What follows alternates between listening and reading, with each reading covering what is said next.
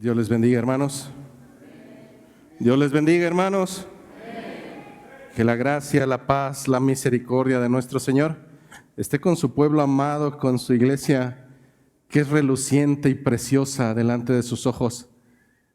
En esta mañana, dando continuidad a la exposición del texto de Hechos de los Apóstoles, vamos directamente a las Escrituras, vamos directamente al libro de Hechos, capítulo número 2, recordando que la semana pasada expusimos desde el versículo 1 al versículo 4.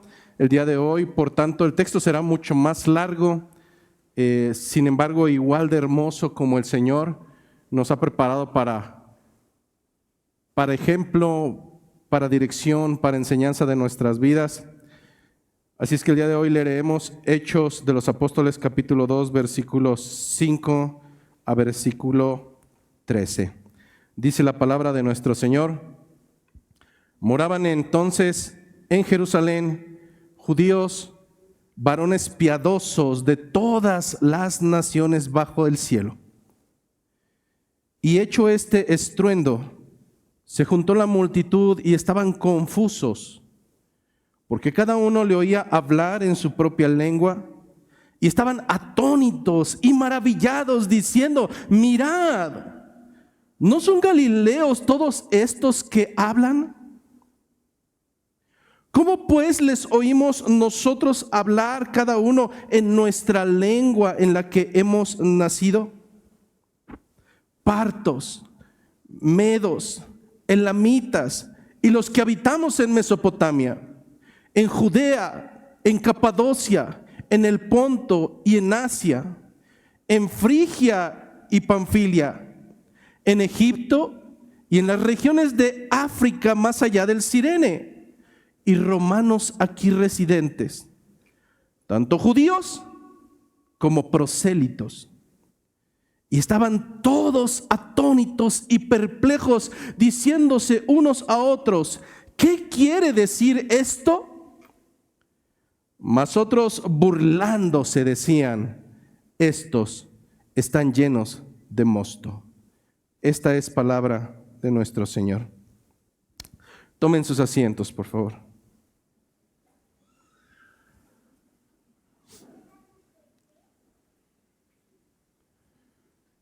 En la actualidad encontramos diferentes maneras de exponer un mismo texto, y alguna vez un hermano me decía: es que tengo nervios de pasar al frente. Le digo: los nervios jamás se van a terminar cuando tienes temor delante del Señor de qué es lo que habrás de exponer.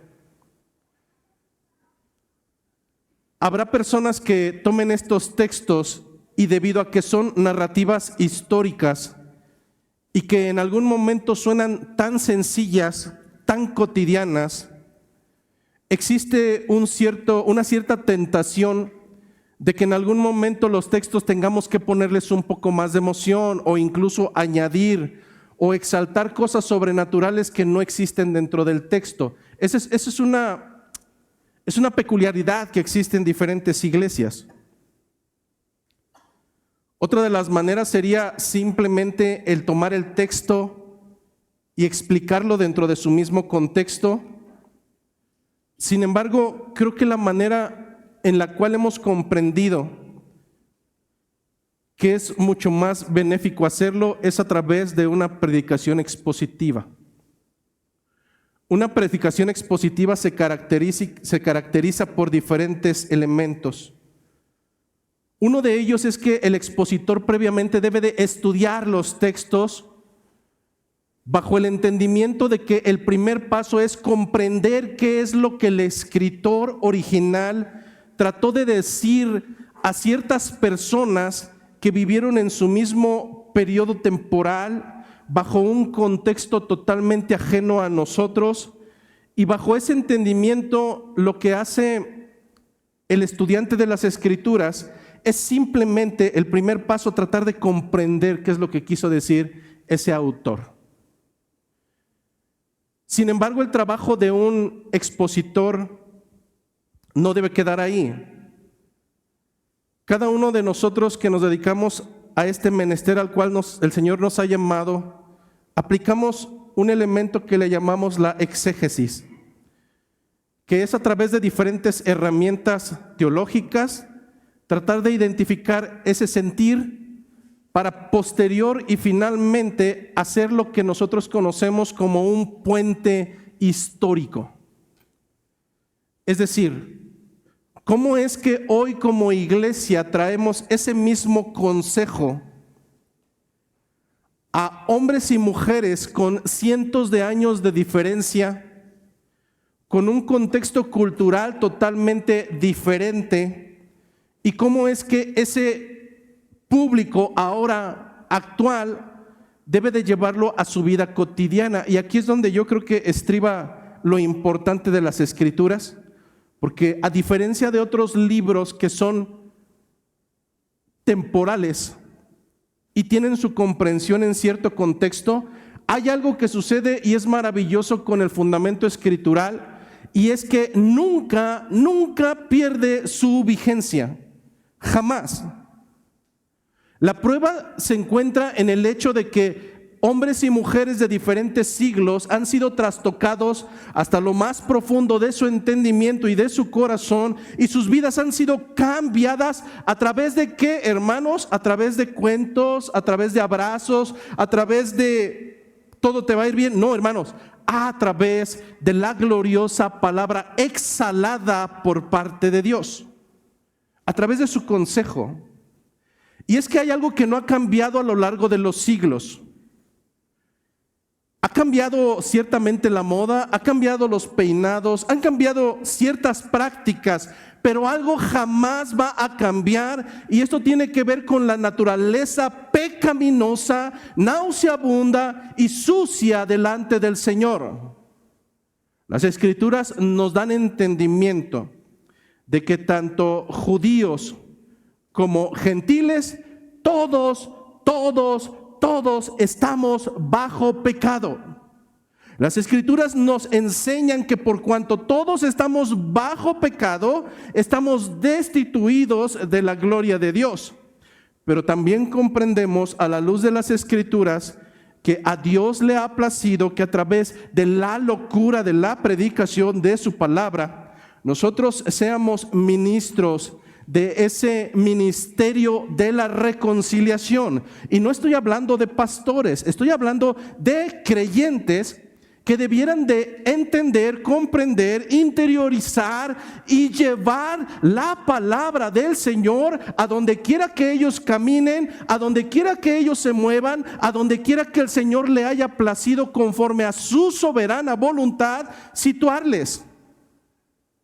¿Por qué tú no naciste hace 10 siglos? ¿Por qué no naciste hace 20 años?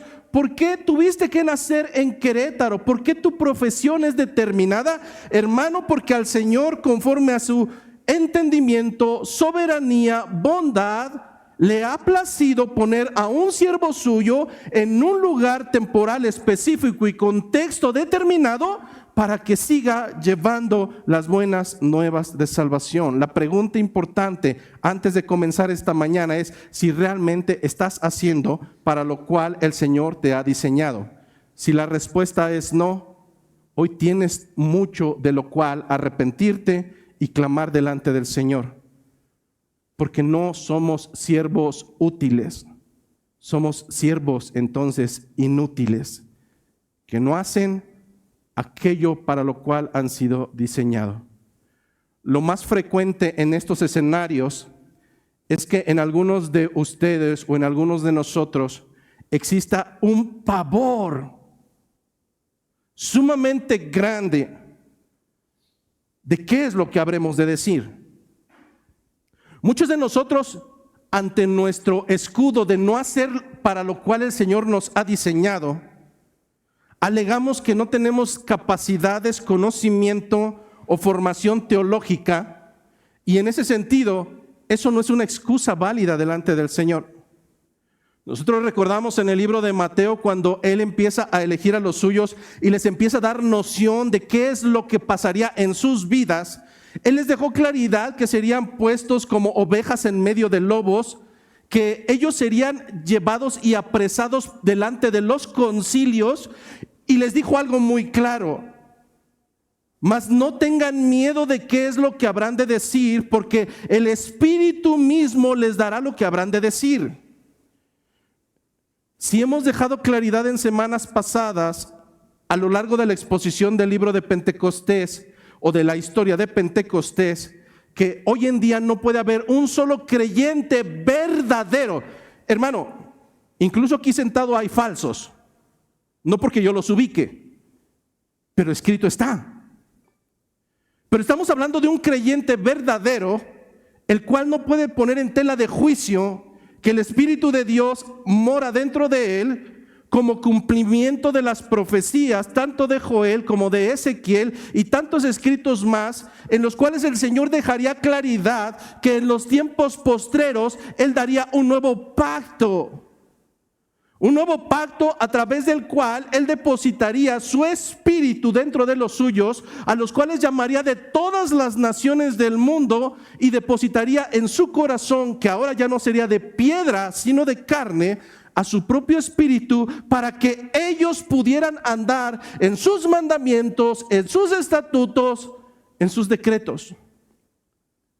De tal manera, hermano, simpatizante, congregante o lo que seas el día de hoy, si hay una dificultad grande en tu pensamiento y en tu corazón de seguir los mandatos del Señor, algo no anda bien. Ese espíritu que en ocasiones proclamamos, puede haber una probabilidad que no se encuentre morando en ti. Lo que vemos nosotros a raíz de la historia y de la narración histórica de Pentecostés es que en aquel día no hubo un proceso selectivo. Los textos previos nos dicen que aquel día se encontraban reunidos la madre de Jesucristo, sus hermanos biológicos, los discípulos, los apóstoles, y no solamente ellos, sino 120 varones que previamente se habían reunido para poder hacer la elección del sucesor de Judas, del traidor. Así es que lo que encontramos en este día, previamente narrado, es que vino un gran estruendo como de un viento fuerte que llenó todo aquel lugar donde se encontraban reunidos todas estas personas, y se posaron sobre de ellos glosa, la palabra griega glosa, como de fuego, sobre todos y cada uno de ellos. No fue un proceso selectivo. Ellos eran los creyentes de la iglesia primitiva.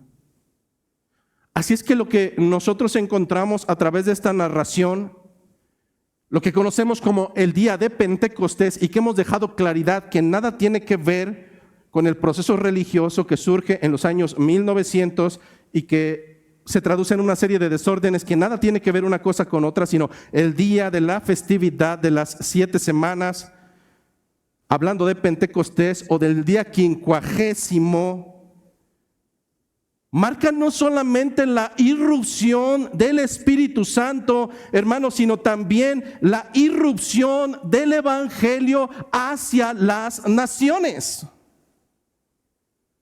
Lo que estamos viendo a través de estos textos no solamente es la llenura de Dios sobre sus siervos, sino que empieza un proceso de rompimiento de las barreras del lenguaje, de cultura y de la incredulidad.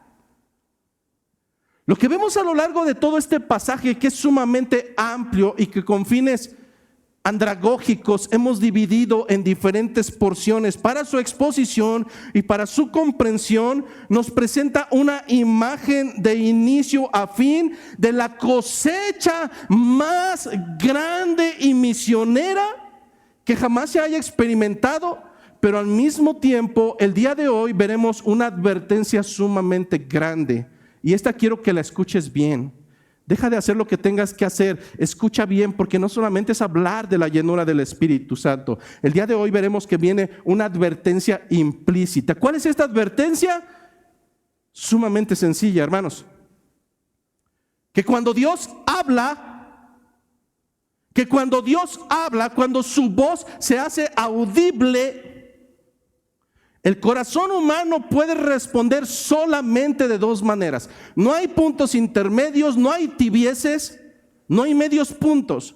Ante la palabra audible de Dios solamente puede haber dos respuestas, dos actitudes por parte de los seres humanos. ¿Cuáles son esas respuestas ante la palabra de Dios? Número uno, responder con asombro, responder con hambre, responder con deseos de querer más, o simplemente responder con burla. Muchos de los que estamos hoy sentados aquí diremos: yo no soy de los que actúa con burla. Nunca he hecho mofa de la palabra de Dios. Nunca he hecho un comentario fuera de lugar acerca de la palabra de Dios. Hermano, déjame decirte que Dios no solamente conoce tu pecado. Dios no solamente conoce tu corazón, porque Él lo evalúa.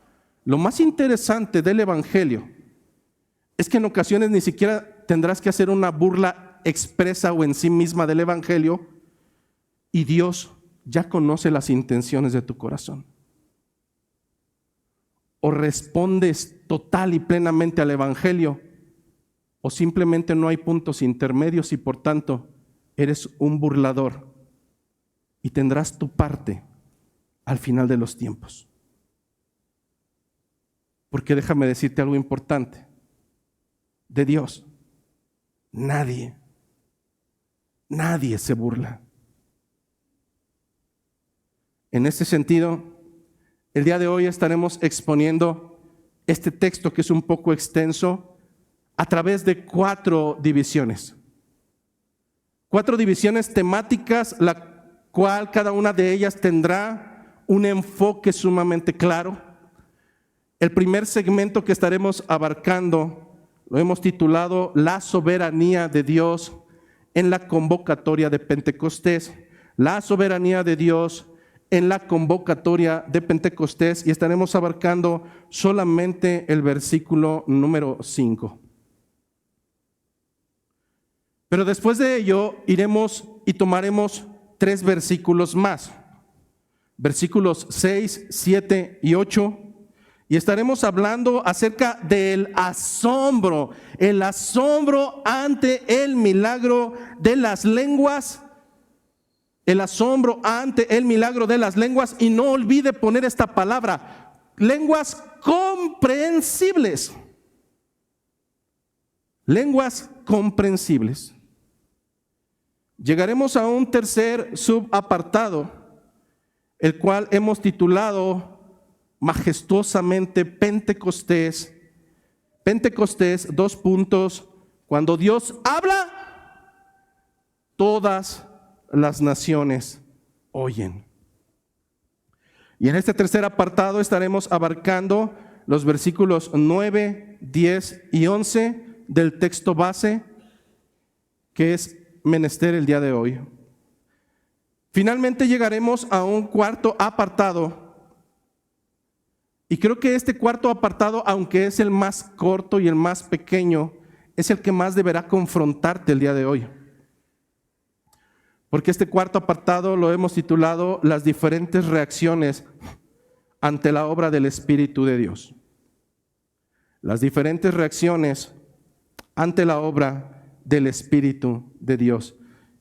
De tal manera que este último cuarto apartado serán los versículos 12 y 13, y con eso iremos a algunas breves conclusiones y estaremos finalizando. La pregunta siempre ante una predicación es: ¿a qué vine? Bueno, yo no sé a qué tú has venido. Probablemente de manera premeditada viniste a perder el tiempo, no lo sé. Pero si ya estás aquí, aunque hayas venido conscientemente a perder el tiempo, si ya estás aquí, haz que valga la pena. Algo te puedes llevar el día de hoy para tu vida personal y para tu vida espiritual, y mayormente para la eternidad que te espera. Así es que vamos al primer apartado: la soberanía de Dios. La soberanía de Dios en la convocatoria de Pentecostés. Dice el versículo número 5 que moraban entonces en Jerusalén judíos, varones piadosos de todas las naciones bajo el cielo. Hay un atributo, y cuando nosotros hablamos de atributos es una característica. Teológicamente conocemos que un atributo de Dios es una característica distintiva que solamente le pertenece a Él, y teológicamente sabemos que hay atributos que son comunicables y atributos incomunicables. Lo hemos estudiado ya. Un atributo comunicable es un atributo que le pertenece a Dios y que dentro de su propio pensamiento y su voluntad le ha placido otorgarlo también a algunas de sus criaturas. Cuando nosotros hablamos de un atributo incomunicable, es un atributo que solamente le pertenece a Dios, no le place compartirlo con nadie más y por tanto hacen de Él esa figura divina que conocemos como el Supremo, como el Altísimo, como Jehová. En este sentido, uno de los atributos que mayormente alegamos los cristianos es el atributo de la soberanía de Dios. Usualmente en una reunión cuando decimos Dios es soberano, hermanos, todos, amén, amén, amén. Es uno de los más conocidos, pero uno de los que menos aceptamos cuando las situaciones no son las que esperamos. Cuando nosotros hablamos de la soberanía de Dios, hablamos sobre el hecho de que Él obra conforme a su soberana y total voluntad. En palabras del teólogo Arthur Pink, en su libro Los atributos de Dios, hablando acerca de la soberanía, él nos dice que Dios no está sujeto a nadie. Dios no puede ser influenciado por nadie, que Él es absolutamente independiente, que Dios hace las cosas conforme le place, solo como le place y siempre como le place, pues nadie puede frustrarlo, nadie puede obstaculizarlo. Hablar de la soberanía de Dios es hablar acerca de que todo lo que sucede en referencia a nuestras vidas es porque a Él así le plació que sucediera. Si a este atributo de soberanía le añadimos dos atributos más, el escenario todavía se hace mucho más hermoso. Porque Dios no solamente es soberano, añadimos uno más y decimos que Dios es total, plenamente sabio. Que todo lo que hace, lo hace porque Él es sabio y todo lo que hace ha sido concienzado bajo Él mismo. Pero además, por si fuera poco, Dios es bueno. No solamente es bueno, Él es la fuente de la bondad.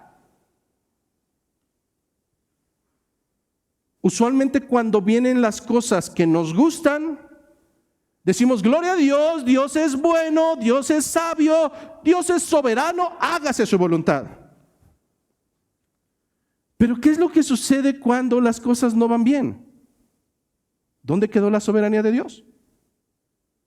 Como que ahí no me gusta la soberanía de Dios. Pero no por eso Dios deja de ser soberano. Y al menos te comparto algo a mí que me ha funcionado muchísimo cuando vienen las cosas que no me gustan. Vuelvo a recordar que Dios es soberano y por cuanto Dios es soberano, todo lo que sucede en mi vida es porque así Él lo planificó.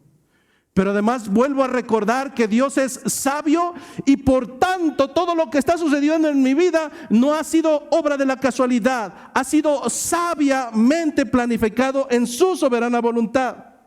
Pero además no solamente es bueno, no solamente es sabio, sino además es totalmente bueno. De tal manera que todo lo que el Señor permite, lo comprenda o no lo comprenda, me guste o no me guste, esté de acuerdo con ello o no esté de acuerdo, en mi pensamiento regresa el entendimiento que Él es soberano, que Él es bueno y que Él es sabio. Por tanto, las palabras del libro de Romanos no se equivocan. A los que amamos a Dios, todas las cosas nos son para bien. Hablar acerca de la soberanía, la sabiduría y la bondad de Dios en nuestras vidas. Es la mejor muestra de que es así. Pero si aún hubiera duda en alguno de ustedes, podemos ir entonces ahora a las propias Escrituras y corroborar que el día de Pentecostés tiene esas mismas características. Dice el libro de Romanos 2:12 que la voluntad de Dios es buena, es agradable y además es perfecta. Es buena, es agradable y además es perfecta. Y no solamente lo vemos en nuestras vidas, lo vemos en el día de Pentecostés. Dice el versículo 5 que moraban en Jerusalén judíos piadosos de todas las naciones bajo del cielo. Aquí quiero hacer un parteaguas. La semana pasada vimos dos palabras que fuera de su contexto pueden ser mal utilizadas. Hay más. Pero ahora quiero que te sitúes, y por eso comencé con los tipos de exposición, porque quiero que ahorita lleves tu mente no en la actualidad, ve al momento histórico por el cual estaban pasando. Cuando se está refiriendo al mundo, se está refiriendo a todo lo que hasta en ese momento era humanamente conocido. Todo lo que conforme al caminar de los seres humanos alcanzaban a identificar. Para ese entonces, recordemos que históricamente no se había descubierto aquel lugar llamado las Indias, que más tarde le llamarían Nueva España, todo el continente americano, todavía no estaba dentro del radar. Eso vendría cientos de años más adelante. Pero en ese momento contextual, lo que nos dice las Escrituras para comprensión de los oyentes de aquel entonces, que en ese lugar llamado Judea había hombres, varones piadosos de todos los lugares del mundo. ¿De qué está hablando? De todas las naciones bajo del cielo. ¿De qué está hablando? Está hablando de lo que conocido se encontraba hasta ese momento. La primera palabra que destaca el autor es que moraban. Había hombres que habitaban constantemente ahí, lo cual nos indica que su residencia era prolongada. Pero dentro de este contexto tenemos que comprender también el motivo de la festividad y cómo culturalmente para un judío era un día santo en el cual, independientemente de que estuvieras viviendo ahí o estuvieras viviendo en otro lugar, era mucho más santificante, entre comillas, dentro de sus pensamientos, o mucho más valorado por el Altísimo, el hacer incluso peregrinajes para poder llegar a Jerusalén en ese tipo de festividades.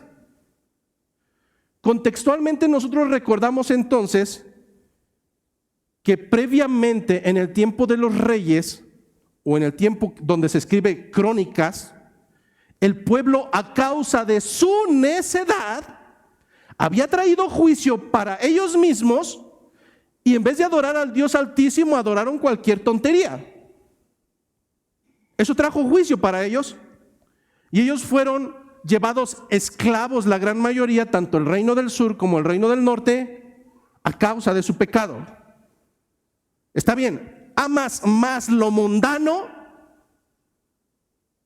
vete cautivo en pos de las naciones mundanas. De tal manera que naciones como Babilonia, como Egipto, como los asirios, tomaron millones de personas en esclavitud de la nación de Israel y quedaron unos cuantos. A esto le conocemos como los periodos de las diásporas. Cuando escuches la palabra diáspora se traduce como una expulsión a raíz del exilio. De tal manera que entonces el día de Pentecostés tenemos dos tipos de personas. Tenemos varones, hombres piadosos que radicaban o moraban ahí, y lo sabemos porque más adelante, versículos más adelante, bajo la primera predicación pública de Pedro, implícitamente los va a denunciar. Les dice, ustedes estuvieron de acuerdo con la muerte de Cristo. Eso fue tiempo pasado. Estuvieron en el mismo lugar. Pero del mismo modo que tenemos personas que moraban en aquel lugar, a causa de la fiesta de Pentecostés tenemos también personas que hicieron peregrinajes, hicieron trayectos para estar de todas las naciones conocidas ese día en específico. Hermano, esto no es casualidad. A esto le llamamos la sabia y buena soberanía de Dios. ¿Por qué no hacer el milagro de el cumplimiento de la promesa de Dios en otro momento histórico donde no hubiera nadie más que los discípulos? Porque en el consejo trinitario de la eternidad, Dios tenía planificado todo esto para expansión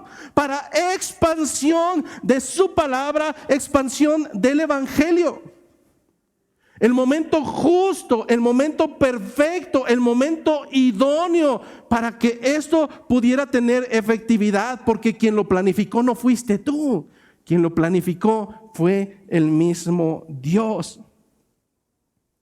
Pero hay una segunda característica, y esta es hermosa, porque lo que nos narra Hechos de los Apóstoles capítulo 2, no es que estas personas eran revoltosos, no eran personas o varones rebeldes, no eran hombres mediocres que hacen las cosas a medias, a veces sí, a veces no. No, hermanos, hay una característica que destaca el texto, es decir, temporal, contextual, festiva y culturalmente era el escenario propicio, pero si pensabas que todo estaba ya concluido, no, hermano. La segunda característica de estos varones, nos dice el original en griego, eran aner eulabes. En cristiano o en español, varones piadosos. Varones piadosos. ¿Qué tiene esto de extraordinario, hermano? Piensa por un momento que en vez de varones piadosos hubiera dicho varones necios. El evangelio no se hubiera propagado. Pero quien planificó fue Dios.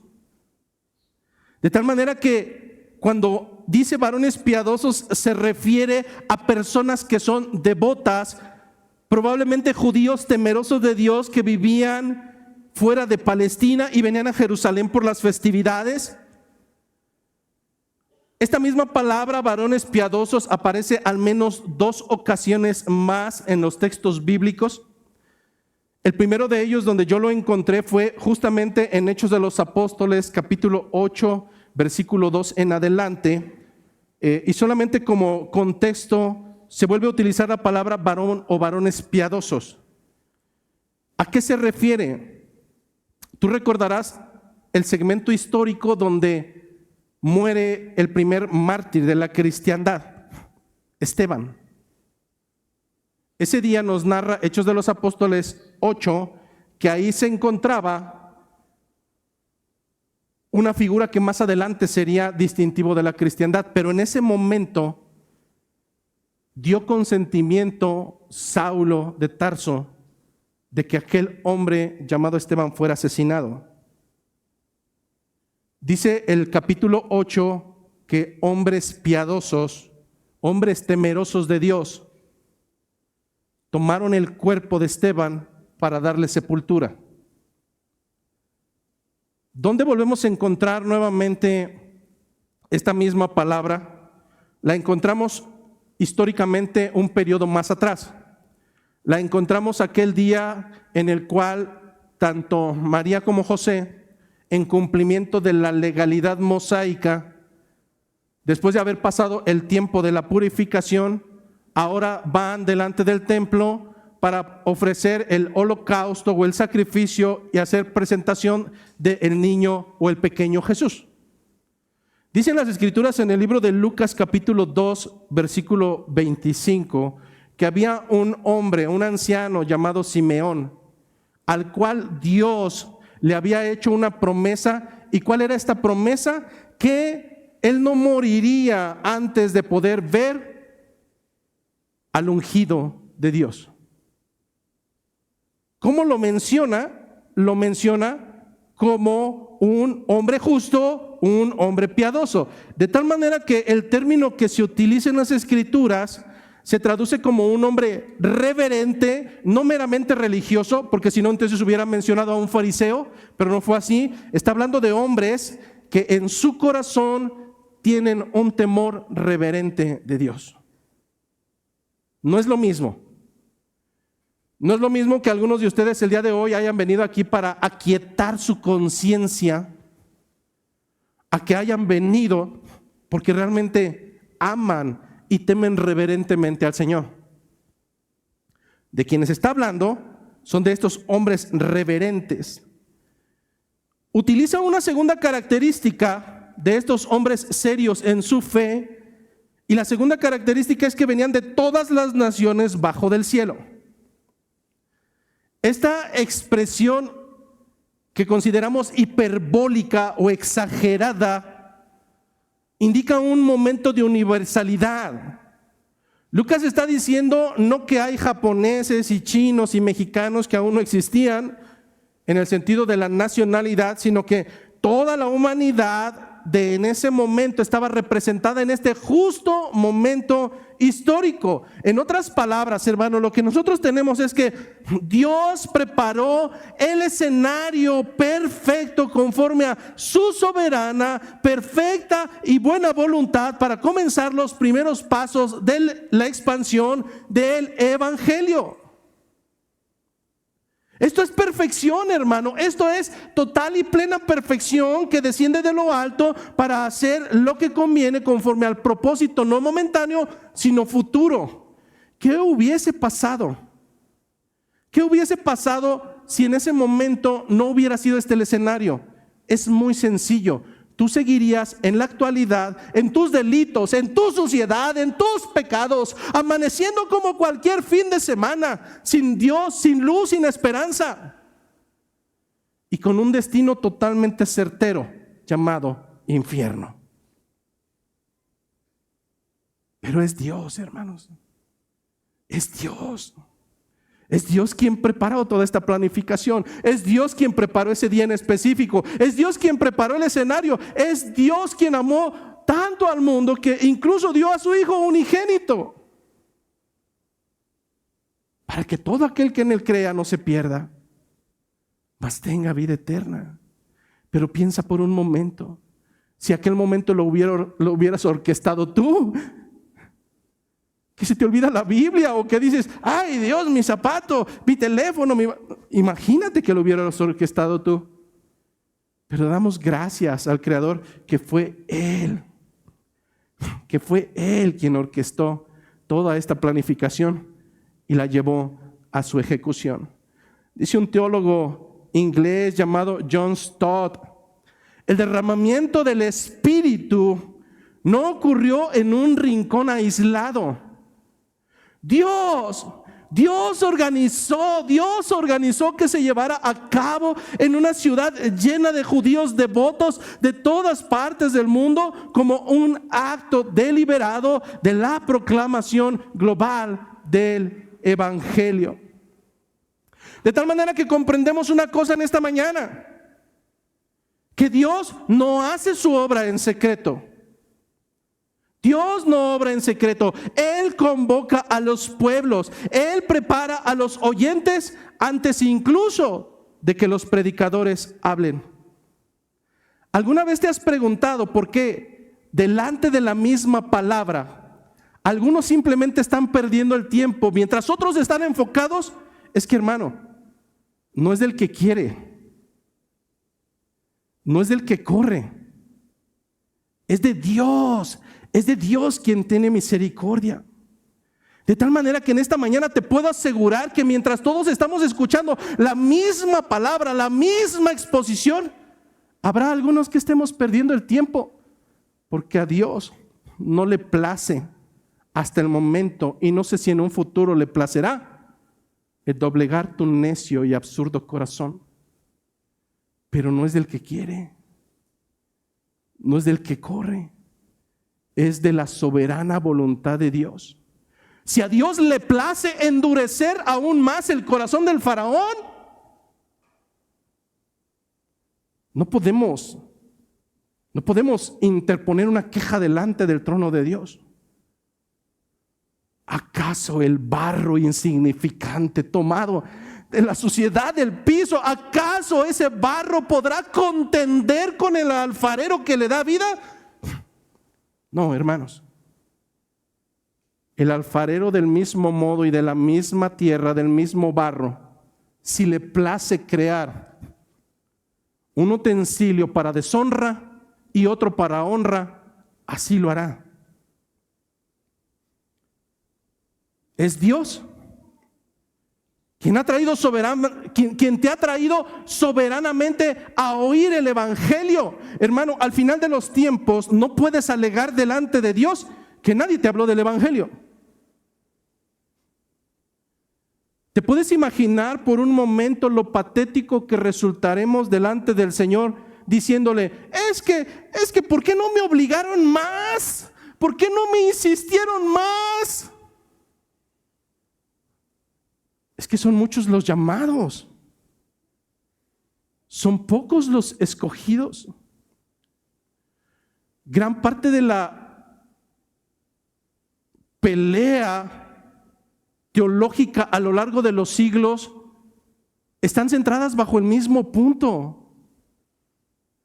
No es que las herejías hayan cambiado, simplemente se van renovando, hermano. Pero en este sentido, alegando a nuestro libre albedrío, el cual no existe, ¿podemos alegar que nosotros sí buscamos a Dios? No, hermano, no sucede así. No sucede así. Nosotros estamos incapacitados a causa de nuestro pecado. Nuestro pecado quiere lo que le place, no busca de Dios. Pero hay un momento fortuito donde Dios dispone soberanamente el tiempo, el momento y la disposición del corazón para que nunca más escapes y ese día seas llamado para salvación eterna. Pero del mismo modo, si a Dios le place no llamar, no por eso es injusto. Muchas veces estuviste expuesto a la palabra de Dios. Por ingenuidad no podrás alegar. Fue Dios quien te trajo a este lugar. Fue Dios quien dispuso los medios para que estuvieras el día de hoy sentado. La reacción que tú tengas delante de la palabra de Dios, esa es otra canción que no tocaremos en este momento. Pero lo importante es saber que Dios no deja nada al azar. Es comprender que Dios nos ha puesto en el tiempo, en el lugar, en el contexto específico, y no solamente para ser seres humanos muertos. En alguna temporalidad, por ahí de diciembre, empieza a haber obras de teatro, las cuales tratan de replicar, a veces en escenas burlonas, el nacimiento de Cristo. Es bien peculiar porque de la colonia donde yo nací, las personas que eran convocadas para participar en esas obras de teatro, pastorelas, de manera continua había unos que año tras año eran tan apáticos a una obra de teatro que debido a que tenían que participar sí o sí, un año eran un árbol, el año siguiente escogían ser una piedra o incluso ser el pesebre para no hacer nada. Hermano, Dios no te eligió para ser un inútil. La palabra, discúlpame, pero no es ofensiva. Inútil es aquel que no tiene utilidad. Dios no te eligió para ser un holgazán. Dios no te eligió para que un año seas una piedra, el año siguiente seas un árbol y tal vez el siguiente pretenda ser un pesebre. Dios no nos ha llamado para dejar solamente el recibir su evangelio y después simplemente a lo largo del año estar calentando una silla cada domingo durante 1 hora y media que ya me está picando. Si tú piensas que ese es el llamado que Dios te hizo, recordando el día de Pentecostés, te puedo decir que no es así. Si Dios te ha elegido en un tiempo, en un momento, en un contexto, en un periodo histórico, e incluso te ha puesto en cierta profesión, no es para que vivas quejándote o siendo pasivo, es porque en ese mismo lugar, en ese mismo momento y en esa misma temporalidad, al Señor le ha placido llevar a uno de los suyos para seguir expandiendo el evangelio. ¿Eres albañil? Gloria a Dios. Porque el Señor necesita un obrero que vaya a llevar el evangelio en medio de los albañiles.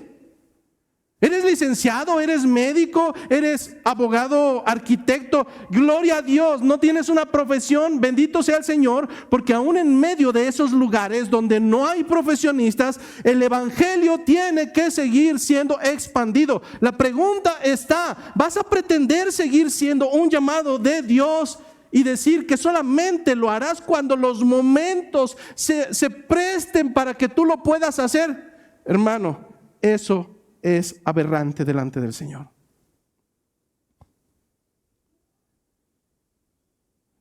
Es decir, fuiste salvado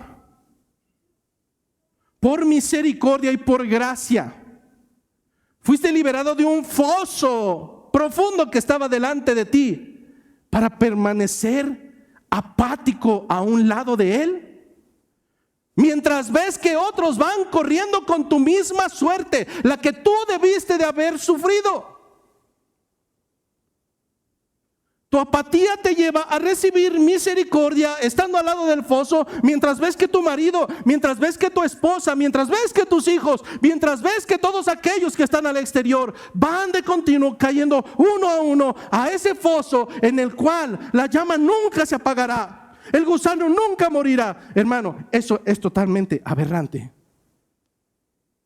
Esperar el momento idóneo para compartir las buenas nuevas es lo más patético que se puede escuchar de un creyente. Dios no esperó el momento idóneo, Dios optó por el momento que era necesario. Si estos hombres fueron puestos el día de Pentecostés en Jerusalén, en ese día y no en la festividad anterior, no, ese día en específico fue porque el Señor ahí necesitaba que su evangelio fuera expandido. Hermano, al lado de los mecánicos puedes llevar el evangelio, al lado de tus familiares, pero la cobardía se apresa de nosotros. Como iglesia tenemos momentos específicos para salir a las calles. ¿Sabes quiénes llegan? Los mismos. Los mismos. Hermano, yo no sé qué esperas. De verdad, yo no sé qué esperas. Pero lo más preocupante es, yo no sé qué argumentos tan solidificados prepararás para el día de tu juicio, donde el Señor demande cuentas. ¿Qué excusa patética le vas a dar para tratar de convencer de que era más importante tu descanso, tu tranquilidad, tu familia y no Cristo? Hermano, ¿cuántos años tendrás que dejar pasar nuevamente? Porque estoy seguro que esta misma confrontación la has sentido años atrás. Y cada año que pasa sigues diciendo, sí es cierto, soy creyente y tengo que salir a predicar las buenas nuevas como lo hicieron mis hermanos en el día de Pentecostés, donde tal vez los pudieron haber agarrado y puesto a muerte. Sí, pero lo mismo pensaste hace un año, hace 2, hace 3. ¿Qué estás esperando?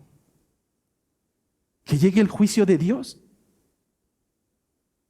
Que en verdad al llegar delante de Él, cuando tú esperabas escuchar buen siervo y fiel, en lo poco me fuiste fiel. No es cierto, no es cierto. En lo poco no fuiste fiel y por tanto entonces probablemente escucharás, no te conozco, no sé quién eres, alejen de mí a este hacedor de maldad. Hermano, mientras hay vida hay esperanza.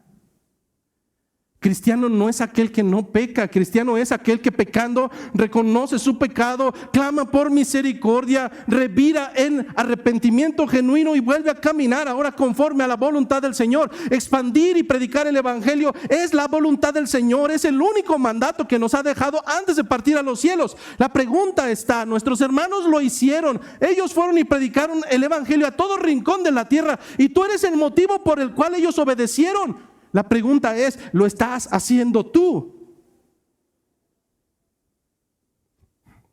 Te doy un consejo, no trates de convencer a un pastor barbón, no trates de incluso confrontarlo y decirle, yo sí estoy.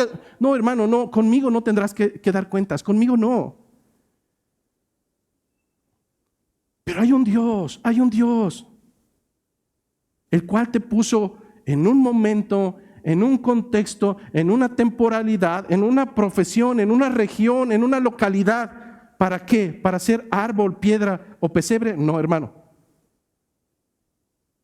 Para ser un ministro del evangelio, de la reconciliación, el cual el Señor ya te ha dado a ti.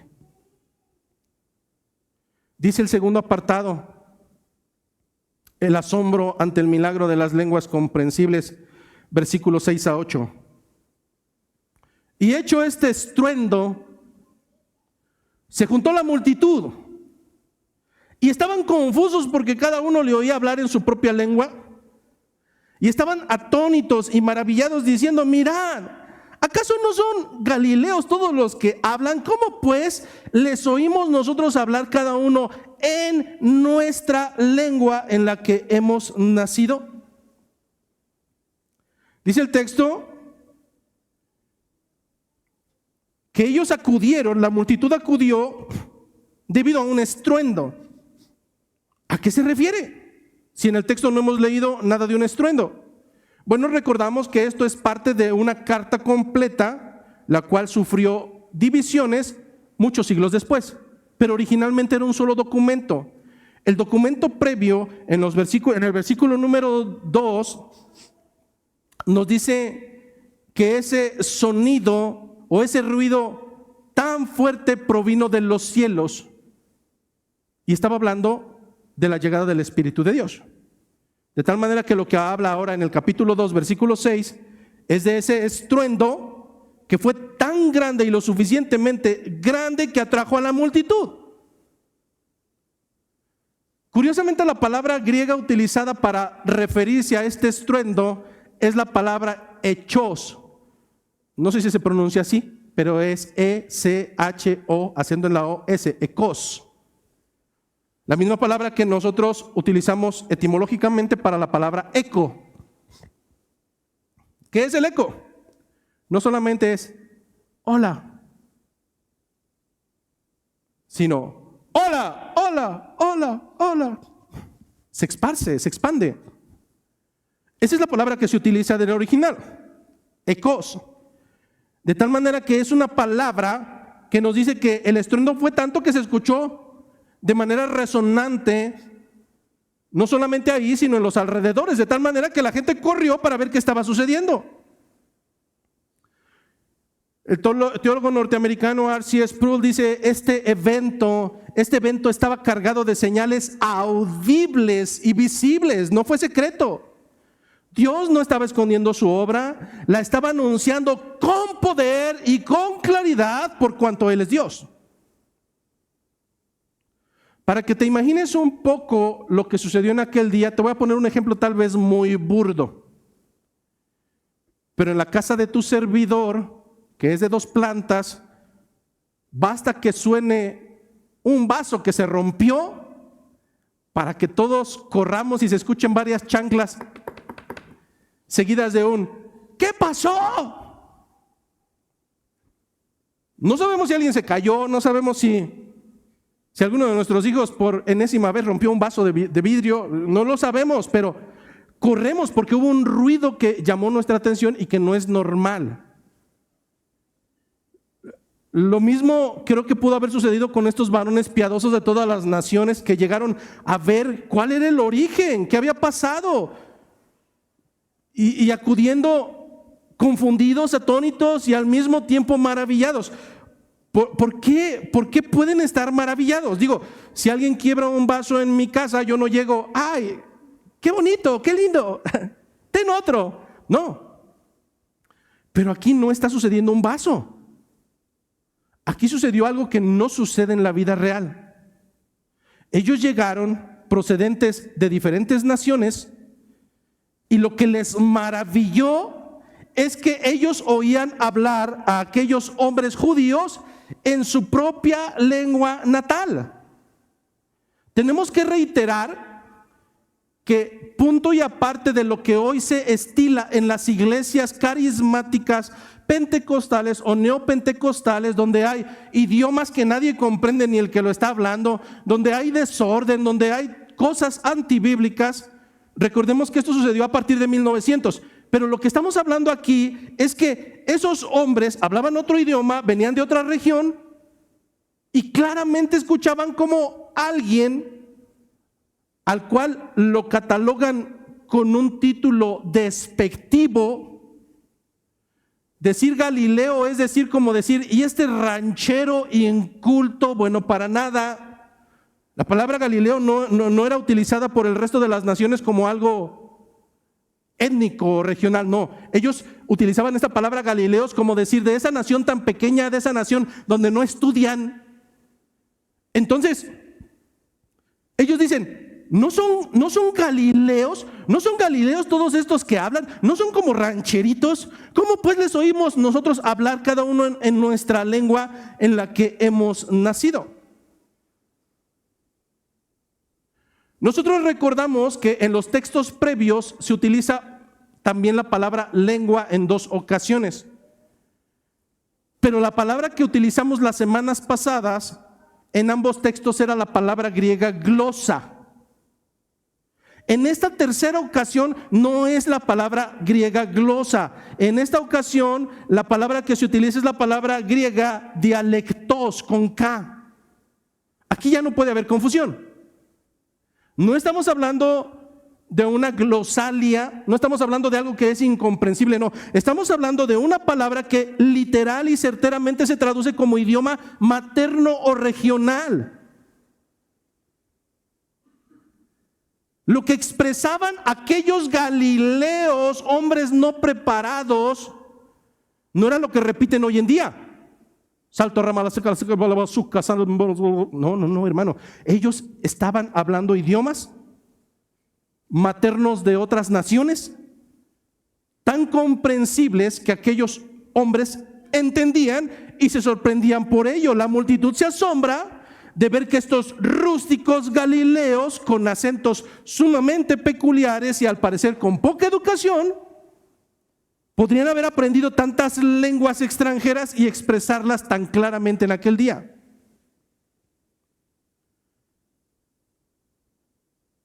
¿Qué pensarías hoy de una persona que no ha ido a la escuela, que es de una región donde dices tú, ahí no se estudia, ahí trabajan, si de un momento a otro empieza a hablar una lengua perfectamente diseñada e histórica?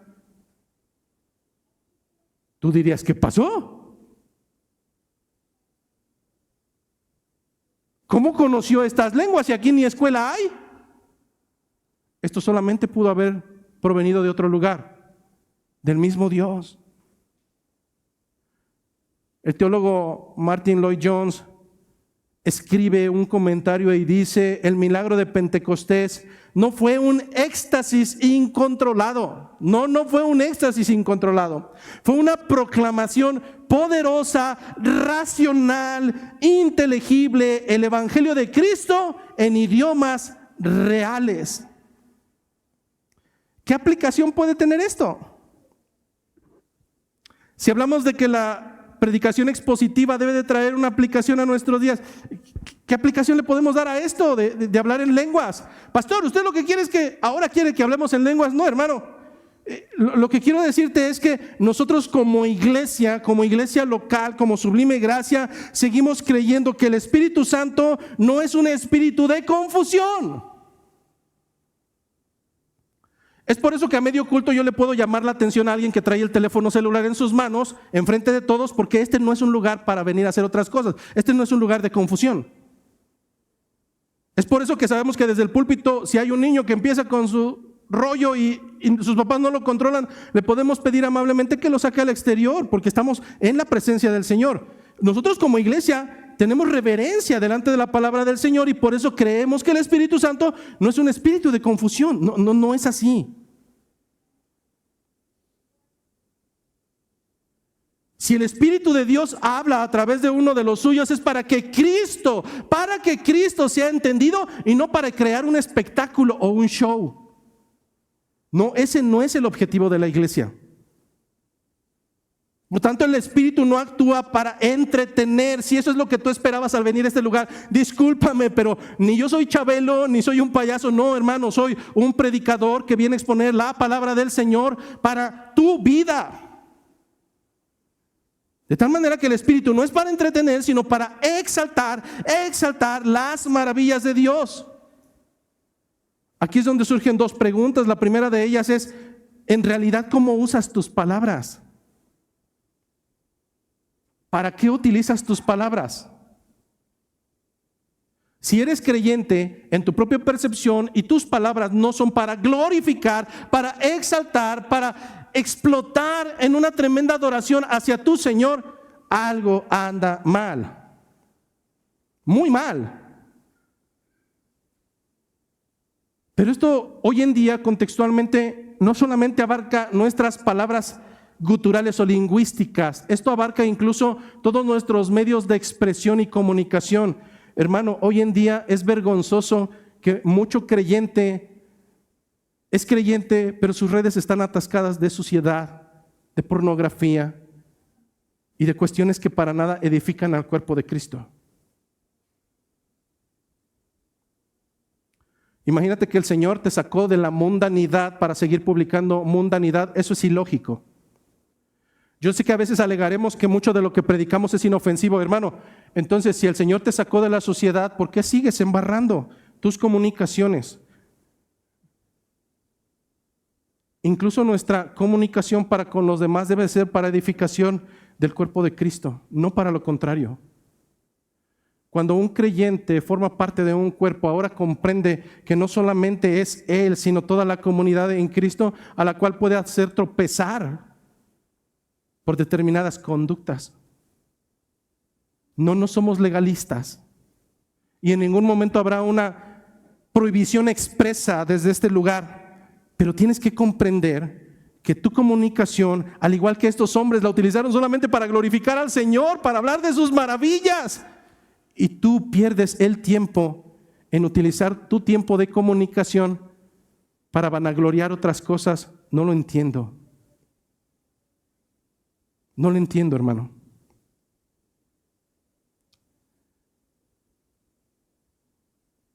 La pregunta es, ¿estamos usando nuestro lenguaje, nuestras habilidades, nuestras plataformas para declarar la grandeza de Dios?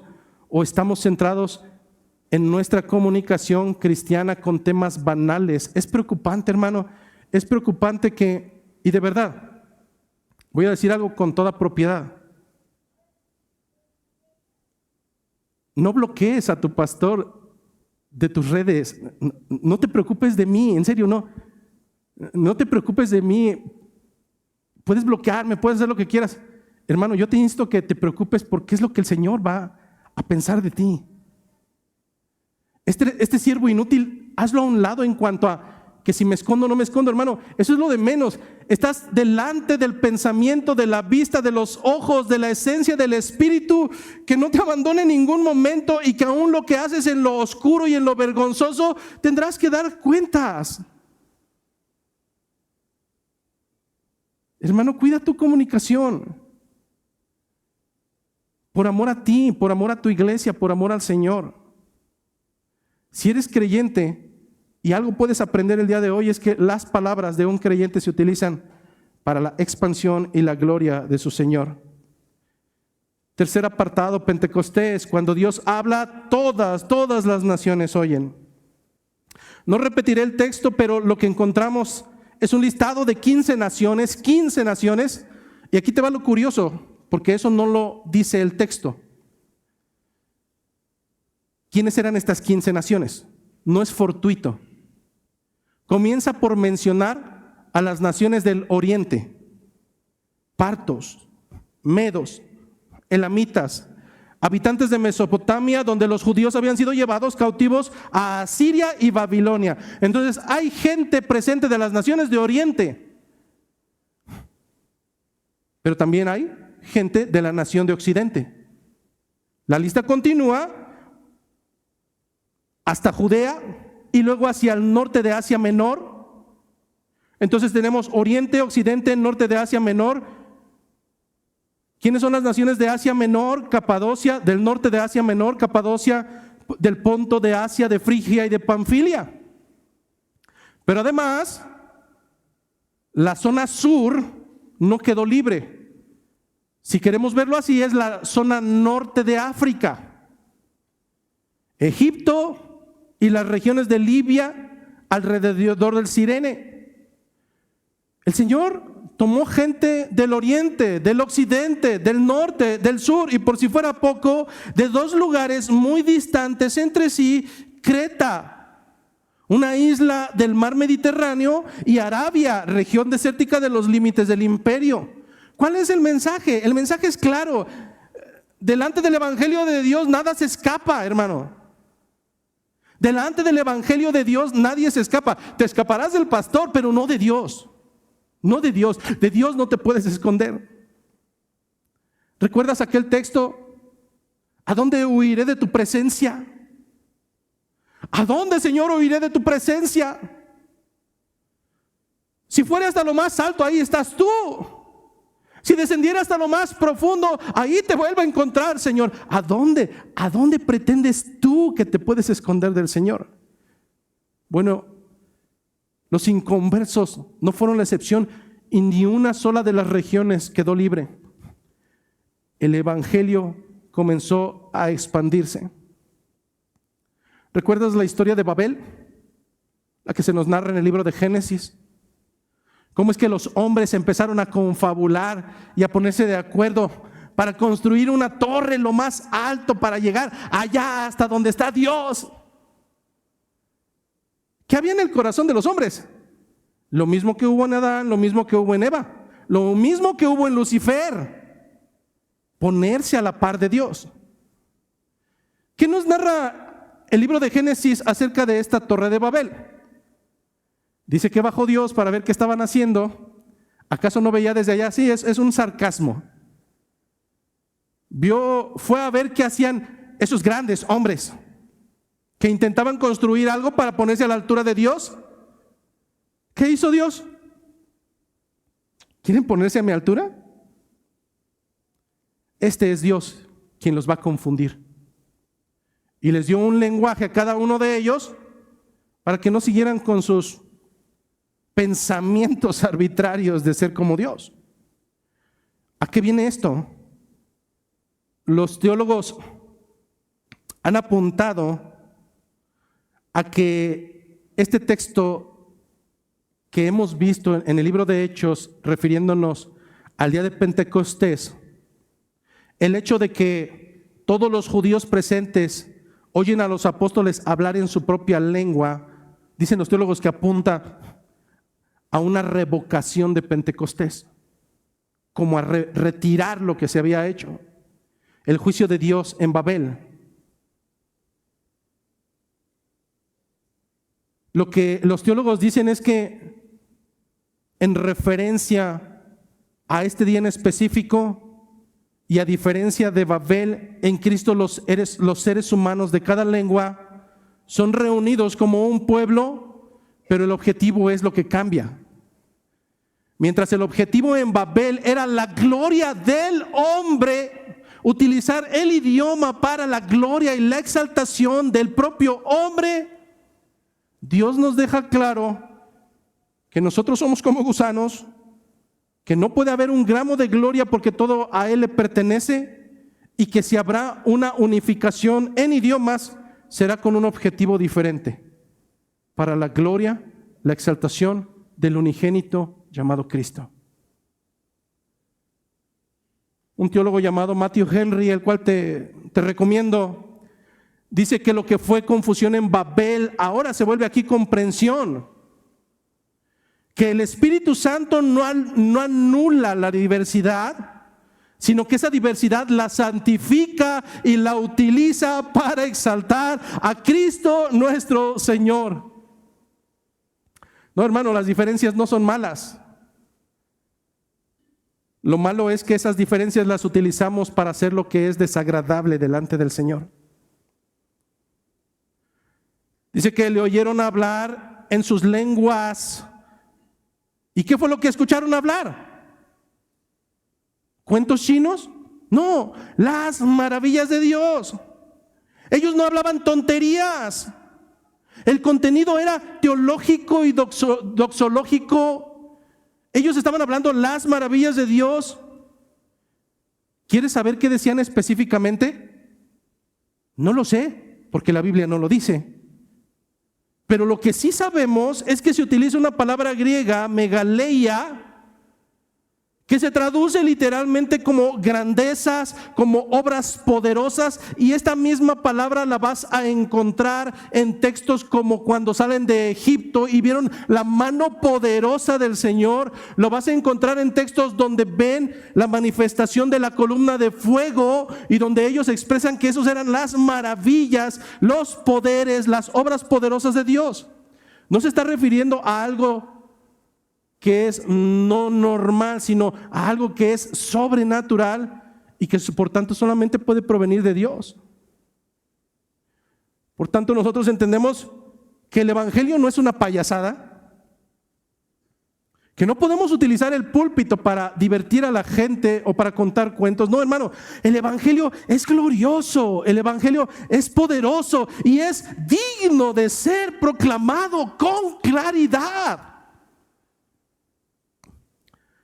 De tal manera que cuando salimos a las calles a predicar el evangelio, debido a que este evangelio es glorioso, que este evangelio es magnífico y poderoso, no podemos salir a predicar el evangelio con una pancarta que diga Dios te ama, ¿quieres un abrazo? No, hermano, no podemos reducir el poderío de la salvación del evangelio a dame un abrazo y Cristo te ama. No, hermano, eso no es el evangelio. La gente tiene que comprender y tiene que entender que está destituida de la gloria de Dios a causa de su pecado. No podemos suavizar y no podemos poner un ungüento. Mantén en el entendido de que un oncólogo no le dice a su paciente que está totalmente infestado de cáncer: no pasa nada, tómate esta aspirina y todo va a salir bien. No, hermano, si realmente un oncólogo es profesionista y es profesional, tendrá las palabras para decirle: estás a punto de morir y tienes que ser intervenido, porque de lo contrario simplemente perecerás. Nosotros somos como esos médicos que intervienen a aquellos que están muertos en sus delitos y pecados y que aún no se han dado cuenta. No estamos para abrazarlos, no estamos para decirles que todo va a ir bien, que Dios les regresará lo que el diablo les quitó. No, hermano, eso no es bíblico. Nosotros estamos para advertir a la gente que de continuar con esos pasos, ellos tendrán un fin totalmente asegurado. Pero también estamos para decirles que Dios los ha amado tanto, que siendo nosotros incompetentes, Él ha dispuesto el pago perfecto para salvación. Por tanto, la iglesia no puede ser apática al evangelio. La iglesia no puede continuar siendo apática a compartir el evangelio. La iglesia debe de ser misionera, multilingüe, multicultural, hermano, pero sin perder la fidelidad doctrinal que el Señor ha depositado en sus manos. Apartado número 4 y final. Las diferentes reacciones ante la obra del Espíritu de Dios. Dice que estaban todos atónitos y perplejos. No había uno solo que escapara. Todos estaban atónitos y además estaban perplejos, diciéndose unos a otros: ¿qué quiere decir esto? Pero dentro de esa multitud, en donde todos estaban asombrados, había un grupo más Dice la Escritura en el versículo 13 que más otros burlándose decían: estos están llenos de mosto. Lo que encontramos, y tal cual como comenzó la predicación, es que ante el mismo mensaje de salvación y de redención tenemos sí o sí solamente dos reacciones. De verdad. No importa si tú tienes 10, 15, 20, 25 años en el Evangelio, puede haber una alta probabilidad de que incluso hoy en día, después de 15, 20 o 30 años en el Evangelio, seas parte de los burladores. De los que piensan que esto es un juego, de que la santidad es anticuada. Solamente hay dos bandos, hermano. O estás con Cristo o estás con Él. O juntas o desparramas. Así dice la Escritura.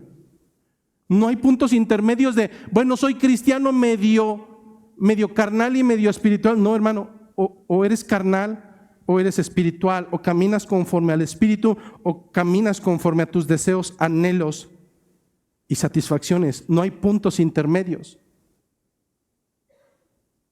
Aquel que está en Cristo, nueva criatura es.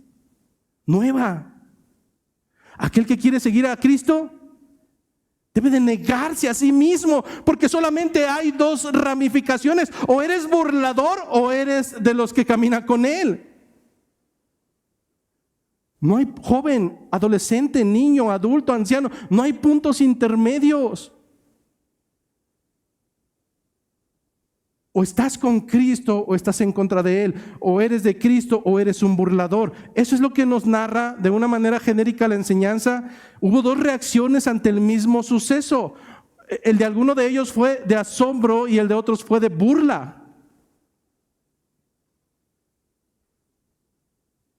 Y me temo decir que esto es exactamente lo que sigue sucediendo hasta nuestros días, hasta el día de hoy, dentro de nuestra propia iglesia.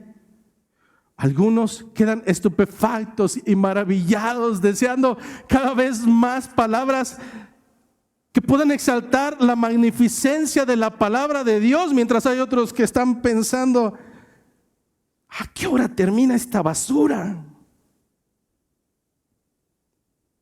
La historia sigue siendo la misma. Por un lado, reacción de asombro. Atónitos y perplejos, indica que había una confusión profunda, no solo una sorpresa ligera, sino una confusión asombrada, perplejidad mental ante un fenómeno que no tenía explicación. Pero ¿sabes qué es lo hermoso de aquellos que estaban asombrados? Que el asombro vino acompañado de una pregunta que denotaba que algo estaba actuando ya aquí. ¿Cuál fue esa pregunta? ¿Qué quiere decir todo esto? Díganme, explíquenme, ¿qué quiere decir todo esto? Esa pregunta crucial muestra apertura y disposición de entendimiento. Estoy totalmente seguro de que otros también quedaron perplejos de ¡ah! Y después de eso, ¡ah! Están borrachos, están locos, están descerebrados. Lo mismo sigue sucediendo hoy en día. Es entonces que tenemos la otra reacción, la reacción de burla. Dice que otros burlándose, y no era solamente de jaja. La palabra utilizada en el original nos indica que trataron de ridiculizar la escena con sarcasmo. De la misma manera que una pregunta denota lo que empieza a surgir acá, también el sarcasmo denota lo que hay aquí. Tratar de ridiculizar con sarcasmo, eso no es una duda sincera, sino desprecio y viene cargado de malicia. ¿Qué fue lo que ellos argumentaron? Estos están llenos de mosto. ¿Qué es el mosto? La palabra que se utiliza viene de glucose. Sí, es la palabra que utilizamos para glucosa. La palabra mosto que se utiliza ahí viene de glucose y por tanto se refiere a un vino que es de los más nuevos y por tanto es un vino muy dulce. Para los que salimos de Babilonia y que décadas atrás hacíamos uso de estas cosas bebibles, vergonzosamente, sabemos que las bebidas dulces, sumándole lo embriagante, son las que pegan más. De tal manera que lo que está diciendo estos burladores es, sí, están totalmente borrachos porque tomaron de ese vino que es dulce. La acusación era absurda. Y esto es lo que sucede usualmente con los burladores del evangelio. Ponte a pensar por un momento. Pobres tontos. Piensan que Dios creó el universo. Bueno, entonces si tú dices que Dios no creó el universo, dime, ¿qué crees tú? No, yo digo que hubo una gran explosión. Ay, Dios, no, eso sí es más sabio, ¿no? O sea, en 30 segundos, ¡pum!,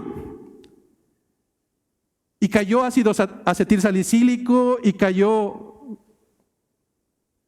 100 gramos de, no sé, de diferentes sustancias y cayeron así ordenadamente y ya, está José Luis. Es como si encontraras un reloj de manecillas y dijeras que eso se creó hace 5 minutos, que no lo creó un relojero, simplemente cayeron los pernos, cayeron los engranes y se acomodaron perfectamente y ahora, ¡tatán!, ya es un reloj. ¿Te das cuenta cómo los burladores, pretendiendo ser sabios, realmente se ridiculizan a ellos mismos con argumentos que no tienen un fundamento? Es más hermoso y más científico decir que tú provienes del chango. Eso es más honroso que decir que tú provienes de Dios. Qué curioso, ¿no? Bueno, estos hombres trataron de hacer exactamente lo mismo. En otras palabras, trataron de ridiculizar lo espiritual con argumentos naturales y además no lógicos.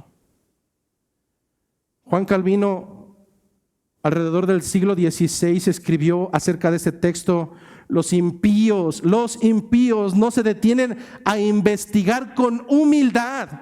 No lo hacen. Tópate con cualquier persona que argumente en contra de la Biblia y lo primero es que es analfabeta bíblico. Eso es lo primero. No, es que la Biblia tiene errores. Entonces supongo que ya la leíste. No, bueno. Y podemos seguir el listado, pero lo que dice Juan Calvino es que los impíos no se detienen a investigar con humildad lo que no entienden. En su ceguera, prefieren seguir burlándose antes que aprender. Esa es la naturaleza de un burlador. Y la sigue siendo hoy en día. ¿Qué podemos aplicar de esto a nuestra vida cotidiana? Pastor, ya nos dijo qué fue lo que sucedió en aquel entonces, ya nos dijo que al igual hay burladores y hay quienes siguen a Cristo. Pues justamente esto es para aplicación de aquellos que siguen teniendo pavor de ir a predicar el evangelio, hermanos. Si te estoy diciendo que lo mismo sigue sucediendo, entonces lo mismo que te quiero decir es que siempre habrá quien rechace lo que no comprende. Salir a predicar el evangelio y pensar que todos nos van a recibir bien bonito es pensar otra historia que no es bíblica. Y por tanto la iglesia no debe temer al desprecio, sino responder con claridad. Debemos prepararnos para responder con claridad, como lo hará Pedro en los siguientes versículos en su primer predicación pública. ¿Por qué? Porque siempre habrá dos tipos de oyentes entre nosotros. Siempre habrá dos tipos de oyentes entre nosotros a raíz de la obra del Espíritu Santo. ¿Quiénes? Los que preguntan con humildad ¿qué significa esto? Y los que rechazan con burla, tal vez están borrachos. Llegamos entonces a las conclusiones de la predicación del día de hoy y las quiero dar de una manera textual, leyéndolas tal cual como las escribí. Diciéndote que como conclusión podemos decir que Pentecostés no fue solo un evento milagroso, no fue así. Pentecostés, hermanos, fue una demostración del plan eterno de Dios para reunir a un pueblo de toda tribu, de toda lengua, de toda nación. Pero también, cuando nosotros traemos a memorial el día de Pentecostés, Recordamos que ese día fue el día en que el Señor dio el reflejo del espejo del corazón del ser humano. Un espejo delante del cual solamente puede haber dos reacciones: o crees o te burlas. Si pudiéramos aprender el día de hoy algo de manera concreta, yo diría que hay 4 cosas importantes que aprender. Número 1, Dios es soberano. Dios es soberano y Él podrá traer o no traer a quien quiera llevar su palabra. En otras palabras, nuevamente, no es del que quiere, no es del que corre, es del soberano Dios, quien tiene misericordia de quien Él quiere tener misericordia. Segunda conclusión, el Espíritu Santo de Dios siempre se manifestará para la gloria de Cristo y no para la del hombre. De tal manera que cualquier lugar donde estén en desorden, haciendo una mofa y una burla del Espíritu de Dios, dicen los jóvenes de ahora, ahí no es. Conclusión número 3. Nuestra predicación debe de ser sumamente clara. Nuestra predicación debe de ser profunda, pero además debe de ser bíblica siempre. Hermanos, nosotros no fuimos llamados para el espectáculo ni para entretener absolutamente a nadie. Para eso existen los circos. En este lugar predicamos la palabra gloriosa de nuestro Salvador Jesucristo. Conclusión número 4. No debes temer al rechazo. Hermano, eso es parte de nuestro ADN como creyentes. No debes temer al rechazo. Si algo tenemos seguro es el rechazo a causa de Jesucristo, la burla. Si no estás llamado para resistir al rechazo, ¿a qué sí estás llamado? A responder con verdad y a responder con mansedumbre, tal cual como lo hizo nuestro Señor cuando era llevado a la cruz. Así es que podemos concluir en esta mañana que Pentecostés es más que un evento carismático, hermanos. Es un evento de manifestación soberana de la gloria de Dios a todas las naciones.